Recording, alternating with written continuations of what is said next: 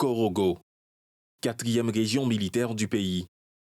État-major de la zone opérationnelle Nord, dans les locaux, de toutes nouvelles infrastructures dédiées à la fluidité de la logistique, de soutien à la troupe projetée sur divers théâtres opérationnels, d'une zone particulièrement sensible.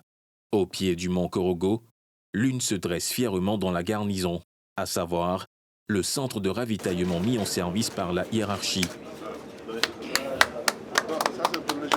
Même geste pour l'autre, le tout nouveau poste de commandement des opérations d'appui aux hommes.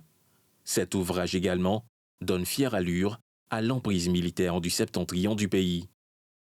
Avant, était livrée la dernière sur la liste, l'antenne régionale du commissariat des armées. Autant d'infrastructures qui intègrent la vision du chef suprême des armées du pays.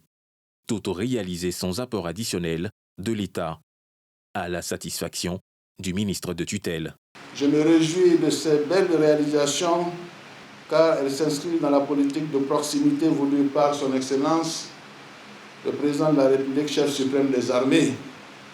Je félicite particulièrement l'intendant militaire, le général Souleymane Boukari, directeur du commissariat des armées, pour les nombreuses réformes dans la région, dans la gestion des moyens, et qui permettent aujourd'hui de bénéficier de ces réalisations sans apport additionnel du budget de l'État. Ceci est important à souligner. Ce sont des économies réalisées par la direction du commissariat des armées qui permettent de réaliser toutes ces infrastructures.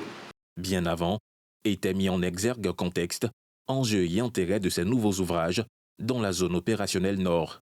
Militaires et personnels de la 4e région militaire et de la zone opérationnelle Nord. Ces infrastructures traduisent la confiance de la nation et l'attention constante des plus hautes autorités militaires à votre égard.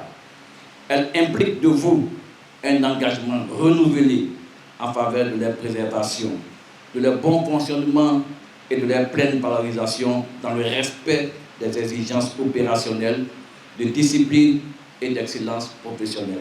Des équipements dignes, des locaux fonctionnels ne sont jamais un luxe.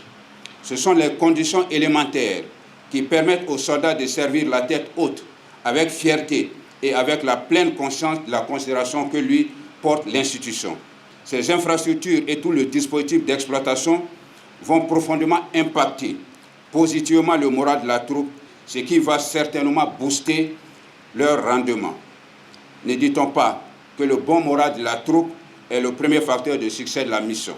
Ces nouvelles mises en service d'infrastructures militaires dans une zone en première ligne contre le terrorisme et le crime organisé transnational, faut-il le souligner, boucle la descente sur le terrain de 48 heures du vice-premier ministre aux côtés des personnels projetés.